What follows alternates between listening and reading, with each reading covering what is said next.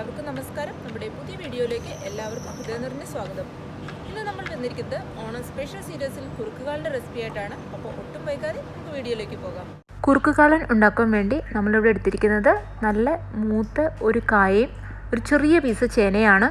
ഇതിന് ഒരുപാട് കഷ്ണത്തിൻ്റെ ആവശ്യമില്ല, വളരെ കുറച്ച് ക്വാണ്ടിറ്റി മാത്രം കഷ്ണങ്ങൾ മതിയാകും. ഞങ്ങൾ നന്നായി കഴുകി വൃത്തിയാക്കിയതിന് ശേഷം കട്ട് ചെയ്തെടുക്കണം. ചേന അരിയുമ്പോൾ അങ്ങനെ പ്രത്യേകിച്ച് ഷേപ്പിൽ കട്ട് ചെയ്യേണ്ട ആവശ്യമില്ല. ചെത്തി ഒരു മീഡിയം പീസായിട്ട് അരിഞ്ഞു കൊടുത്താൽ മതി. കായ അരിയുമ്പോൾ ഇതുപോലെ സൈഡിൽ നിന്ന് ഒന്ന് പതുക്കെ ചെരിച്ച് അരിഞ്ഞു കൊടുത്താൽ മതി. ഇതിലേക്ക് 1/4 ടീസ്പൂൺ മഞ്ഞൾപ്പൊടി ചേർത്ത് കൊടുക്കുന്നുണ്ട്. ഇനി ഇതിലേക്ക് കുരുമുളക് വെള്ളമായിട്ടാണ് നമ്മൾ ചേർക്കുന്നത്. അതിനായിട്ട് 1 ടീസ്പൂൺ കുരുമുളക് നന്നായിട്ട് ചതച്ചെടുക്കണം. അതിനുശേഷം 2 കപ്പ് വെള്ളത്തിലേക്ക് അത് ഇട്ട് കൊടുക്കുക. എന്നിട്ട് അതിനൊന്ന് അരിച്ചെടുക്കുക. ആ വെള്ളമാണ് ഇതിലേക്ക് ചേർത്ത് കൊടുക്കുന്നത്. അത് ഒരുമിച്ച് ചേർത്ത് കൊടുക്കണ്ട. ആദ്യം കുറച്ച് ചേർത്തിട്ട് കഷ്ണത്തിൻ്റെ വേവ് നോക്കിയിട്ട് പിന്നെ ആവശ്യമുണ്ടെങ്കിൽ കുറച്ചായിട്ട് ചേർത്ത് കൊടുത്താൽ മതിയാകും. ഇനി ഇതിനെ അടയ്ക്കാതെ തന്നെ തുറന്നു വെച്ച് വേവിച്ചെടുക്കാം. കഷ്ണം ഒരു 1/4 ഭാഗം വേവാകുമ്പോൾ നമ്മൾ കുറച്ച് നെയ്യ് ചേർത്ത് കൊടുക്കുന്നുണ്ട്. കഷ്ണങ്ങളൊന്നും അടിയിൽ പിടിക്കാതിരിക്കാനാണ് ഇങ്ങനെ ചെയ്യുന്നത്. ഇതിലേക്ക് 1/4 ലിറ്റർ തൈര് ചേർത്ത് കൊടുക്കുന്നുണ്ട്. കട്ടകളെല്ലാം നന്നായിട്ട് ഉടച്ച് ഒരുവിധം പുളിയുള്ള തൈര് നോക്കി വേണം എടുക്കാനായിട്ട്. തൈര് ചേർത്ത് കൊടുത്തു കഴിഞ്ഞാൽ തുടർച്ചയായി അത് ഇളക്കിക്കൊണ്ടിരിക്കണം.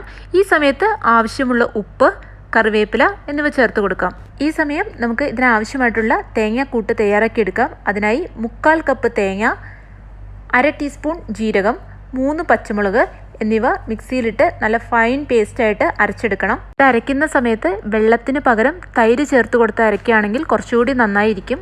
നമ്മൾ കുറുക്കാൻ വെച്ചിരുന്ന തൈര് ഇവിടെ നന്നായിട്ട് കുറുകി വന്നിട്ടുണ്ട്. ഇനി ഇതിൽ നിന്ന് കുറച്ചെടുത്ത് നമ്മൾ അരച്ചെടുത്തിരുന്ന തേങ്ങാക്കൂട്ടിലേക്ക് ഒഴിച്ചു കൊടുത്ത് ഒന്ന് ഇളക്കി യോജിപ്പിക്കുക. അതിനുശേഷം ഇത് കൂട്ടാനിലേക്ക് ചേർത്ത് കൊടുക്കാം.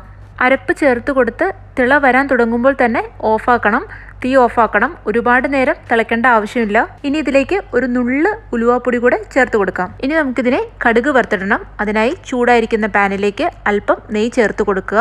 അതിനുശേഷം ആവശ്യത്തിന് കടുക് ചേർത്ത് കൊടുക്കാം. കടുക് നന്നായി പൊട്ടി വരുമ്പോൾ 1/2 ടീസ്പൂൺ ഉലുവ ചേർത്ത് കൊടുക്കുന്നുണ്ട്. നെയ്യ് അധികം ഇഷ്ടമില്ലാത്തവർക്ക് വെളിച്ചെണ്ണയിലും കടുക് വറുത്തിടാവുന്നതാണ്. ഇനി ഇതിലേക്ക് ആവശ്യമായിട്ടുള്ള വറ്റൽമുളക്, കറിവേപ്പില എന്നിവ ചേർത്ത് കൊടുത്ത് വഴണ്ടി വരുമ്പോൾ ഇത് കൂട്ടാനിലേക്ക് ചേർത്ത് കൊടുക്കുക. അപ്പോൾ നമ്മുടെ സദ്യ സ്പെഷ്യൽ കുറുക്ക് കാളൻ ഇവിടെ റെഡി ആയിട്ടുണ്ട്.